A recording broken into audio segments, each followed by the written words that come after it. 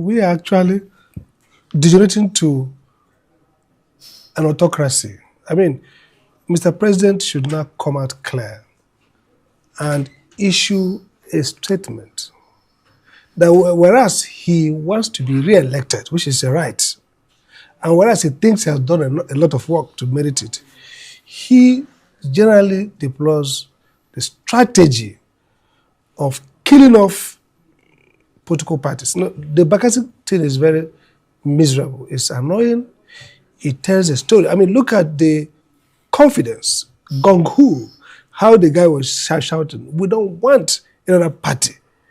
Now, the governor of that state is APC. Almost everybody has become APC.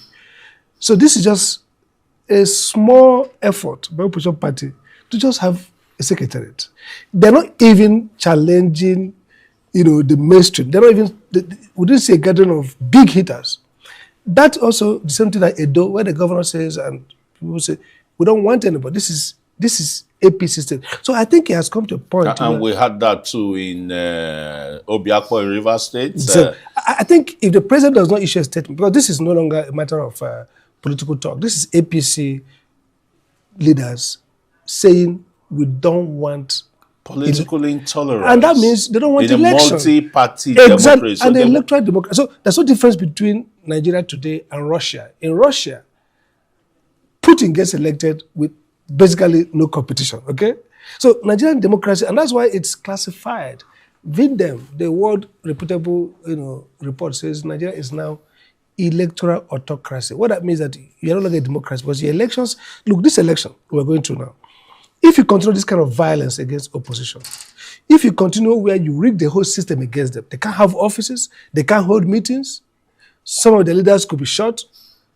Do you think they would even be able to have party agents? Who's going to come out and say he wants to be party agent to, so other, basically, to the other political parties? The point parties? Therefore is that today, Nigeria's 2027 election has lost every element of a democratic election. Didn't we see that in the Federal Capital Territory in the last council election? So what we have done now is that we're not just moving towards a one-party state. That's even a one-party state where the ruling party allows others to try and fail. Let's assume that everybody is APC. We allow them to play their music, march on the street. On the day of voting, they lose. It's not. That's even better. It's not. What we have now is that you are taking everything, even including oxygen, but you don't want the parties to even have leftover. Let them put a sideshow. So this is not just one party. This is actually the destruction of democracy. As of today, I make bold to say that the script. Nobody will say the 2027 election will be democratic. Because, look, the idea of a democratic election is that three things are important. One, people have the right to come together to present themselves as candidates. Free and fair, that's what the freeness.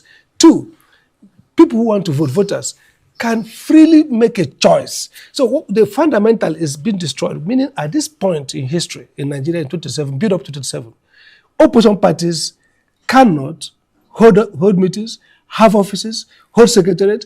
Even their legal existence is being challenged in all subterranean manner. ADC has cases, Labour Party has cases, PDP is truncated through judicial,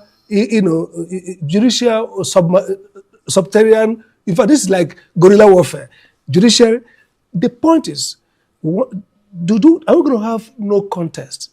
Are we going to go through a process where INEC will sit in their office and endorse a second term for APC? So this is really, this is the most difficult time in Nigerian democracy because the most elementary thing we have had in our democracy, we've had authoritarian rule, we've had even Obasanjo's era where you can see some swashbuckling kind of intervention, but we've not had a period where opposition parties are not allowed to exist. In 2015, APC came to power. President Jonathan gave them, they organized, they held meeting, they abused him on Twitter, they carried coffin they of protested, they did everything. Occupied Nigeria. In fact, all those who occupied Nigeria then, they are too ashamed to speak out now. Nobody arrested him. Nobody destroyed APC's secretariat. But the reverse now. So anybody who pretends that what we're going through is, and again, INEC, this is important.